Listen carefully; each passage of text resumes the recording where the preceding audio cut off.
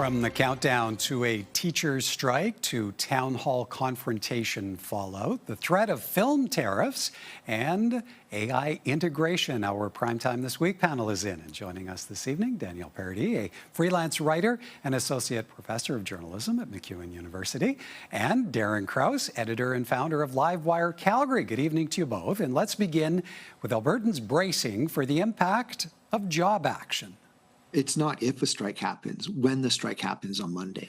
Well, the government is asking teachers to return to the negotiating table, and the union says it's open to meeting. The two sides are apparently getting together again to start talking, though the uncertainty of the situation bringing added pressure, including on this tutoring facility that's ramping up session hours. Everyone is just in a panic state, especially with high school students. With childcare also top of mind, some in the business community fearful of staff shortages. Particularly for frontline services, when parents don't have alternatives other than caring for their kids because they're at home due to a teacher's strike. In Edmonton, organizations like TELUS World of Science expanding to offer day camps for students in grades 1 through 5, bringing the classroom to students. We know it's a stressful time for families, so we want to do what we can to offer some camps during this time. And so we are going to start with a couple of camps per week. While the Science Centre says some dates are already full, day camps also being offered by the City of Edmonton at the John Walter Museum, Fort Edmonton Park, the Edmonton Valley Zoo, and the Matart Conservatory.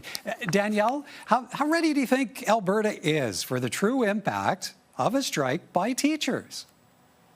Oh, that's something it's very hard to be ready for. I think the teachers have done a good job of messaging that this is coming, but of course it's incredibly disruptive for parents who really are often left with very few options on how they can deal with childcare. So I think we're going to see an enormous disruption. It'll be quite quick, and that probably is what the teachers are banking on to help get a quick response for their requests as well.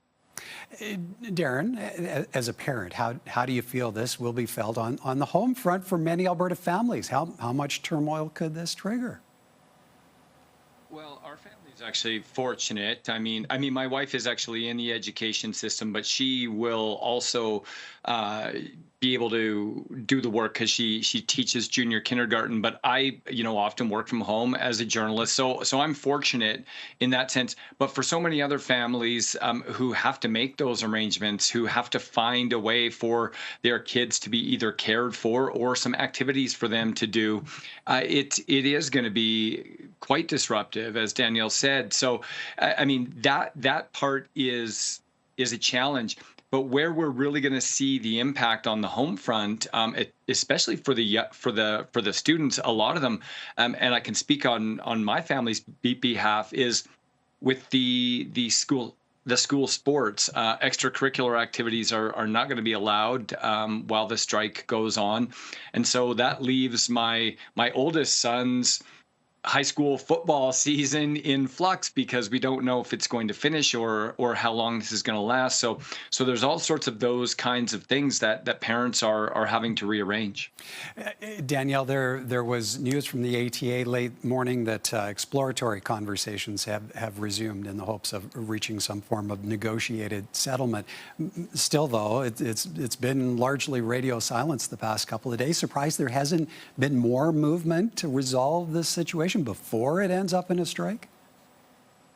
Not really. The way it seemed like we had two parties who were at a standstill, and usually when that happens, this is what the inevitable result is moving towards a strike.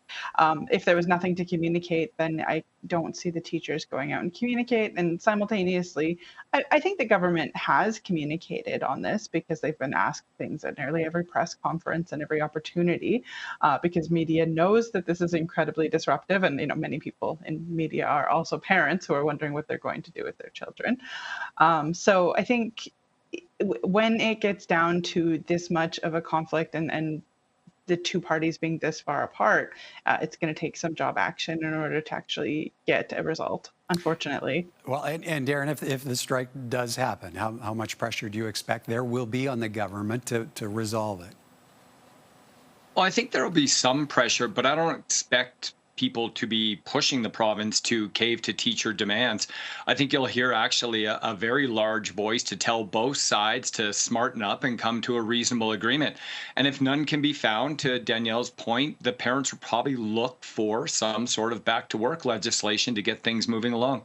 All right, next up, a Calgary high school student speaking out after a controversial confrontation. 17-year-old Evan Lee, who lined up Monday for the Alberta Next town hall in Calgary to share concerns about a looming teacher strike when his microphone was cut off. Why is the government handing out I applaud you coming here to speak. I don't applaud how you're trying to speak. It's not making any sense. Comments there from moderator Bruce McAllister, executive director of the Premier's office. Your parents should turn you over your knee. Let's go over here. That's rude. I do consider those comments just absolutely unacceptable. He decided to censor free speech, which I thought was extremely shocking and should not happen in Canada. McAllister has since posted an apology on social media, but the opposition says it wasn't the first time he was unprofessional during the town halls.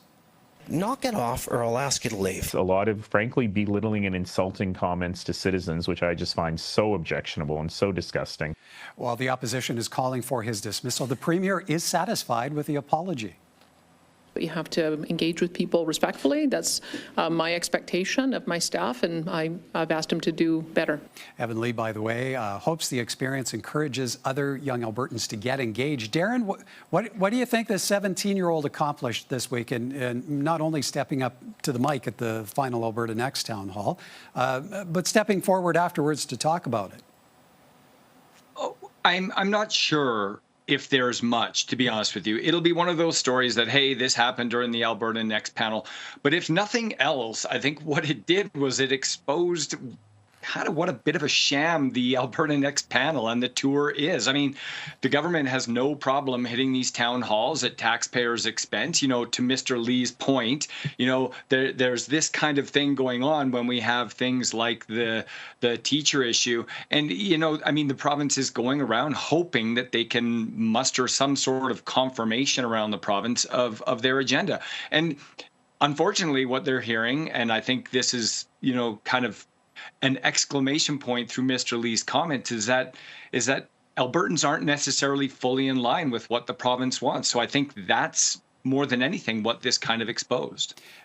Danielle, the Alberta Next town halls, was that the forum to take concerns, a confrontation about the looming strike, concerns about the education system?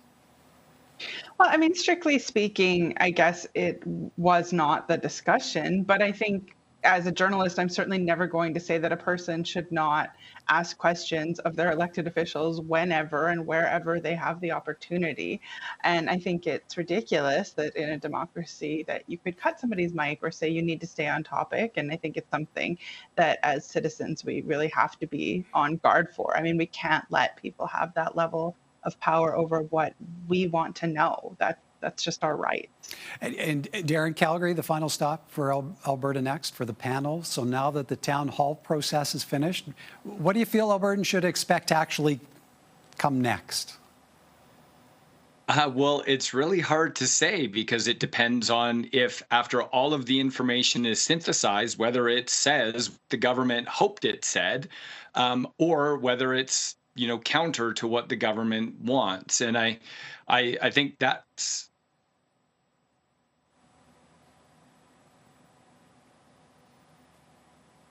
I think we lost Darren. Maybe on that note. Time for us to take a bit of a break. But when we come back, Trump's film tariff threat and weighing the impact of AI integration. More from our Friday panel in a moment. Welcome back. We heard from Calgary's new film commissioner off the top this evening on U.S. President Donald Trump's latest threat of a tariff on international films, a tariff of 100%. Danielle, whether imposing such a levy is possible or not, how worrisome a development? Do you feel talk of this may well be on the heels of heavyweight productions like The Last of Us spending millions in our province? Yeah, I think any chance where it seems like there could be some kind of regulatory burden is going to make people look closer to home. And there's, you know, this increasing tension between, say, LA, which was the center of film for decades, and Canadian alternatives that have been so far cheaper, and very delighted to have people come in and to tell stories on our grounds and areas where are familiar to us, especially The Last of Us. I mean, that was hugely exciting for Edmontonians. So I think you're going to see producers just really questioning if they want the headache of dealing with tariffs, of dealing with regulation, of dealing with whatever else might come if the president is not supportive of cross-border work. Yeah, that really does speak to the impact of uncertainty and investment decisions that may be made down the road. Now, Darren, what do you make of Donald Trump's claim that other countries are stealing business away from Hollywood and the degree of impact that dialogue could have here at home in Alberta? Well, I mean, I'm not sure how much of the actual specific movie production is done specifically in Hollywood, or if that's really just the central point for which, all of these companies exist. I mean, Hollywood will always be Hollywood, but I think most movies shoot on locations across the world. So I don't, I can't see where Trump is saying that there's stuff being stolen from Hollywood. I mean, even if it is shot off location, there's probably a good chance that at some point it's being produced or edited, or the special effects, those sorts of things are also being done in Hollywood. But if nothing else, what this might do is it might actually spur those kinds of facilities, whether it's special effects, whether it's graphic design, whether it's, the development of crews. It might spur that in other areas of the world and actually strengthen the film industry across the globe and not just centralize it in Hollywood. Yeah, it really does speak to the tech industry as well. And as we know, especially in Calgary, the tech industry is growing. Now, Danielle, provincial, federal, or otherwise, is the film production industry one you see government coming to the defense of, if that ends up being the case, to defend against tariffs? Oh, absolutely. I think that we have seen both in Toronto and in Vancouver a real push to have film be a part of the diverse economy. So you're not going to see governments give that up easily. And there's a lot of subsidies that can be offered. There already are. Like anybody who's a fan of the Hallmark movies, just take a look when the screen ends or when the movie ends, and you'll see it's typically filmed on location, often in somewhere in BC. And when places get used to this kind of business and do the adaptations that they need to be successful, then I think it's just so unfair that all of a sudden this random shift can create this uncertainty for us. A level of disruption. Okay, one more topic, and that is the ever-growing integration of artificial intelligence on a multitude of fronts, including the entertainment industry. This is AI actress Tilly Norwood, the creation of Dutch actress and comedian Elaine van der Velden. And while condemned by Hollywood Actors Union and stars like Emily Blunt and Whoopi Goldberg, van der Velden says her creation is not a replacement for a real person and should be considered a piece of art. There is a replacement, though, of another sort. Over time, it can grow a bond with its owner based on the way that you interact with it. It will elicit unique responses so that after 50 days of maturation, it becomes unique to its owner. Meet Mofflin, a new AI companion that comes with 4 million personalities. It responds with noises, head movements, posture changes, using a microphone as well as light and touch sensors. The company behind Mofflin says it's not a pet replacement, but a new innovation in therapeutic and social robots. That's quite the critter, Darren, a logical evolution in how this technology is being used. What do you make of an AI companion resembling a furry friend? Well, I'll tell you what, the last area that I expected AI to eliminate would be pets, but I should have seen it coming. But there's some good here, because now you don't have to clean the kitty litter box or clean up the messes in the backyard that the dog is making. So, I mean, maybe there is a little bit of validity to this. And one that doesn't bark at the deer that come into the backyard as well. I think they're onto something here, Michael. Well, Danielle, how do you feel about the emergence of AI actors, the degree of impact such creations could have on the entertainment industry? Yeah, I mean, you saw the Hollywood strike really be about AI and the use of not only generative AI for taking and copying people who already exist, but the creation of new people. I think this is going to be, in the next 5 years, just a massive discussion and a massive shift in industry.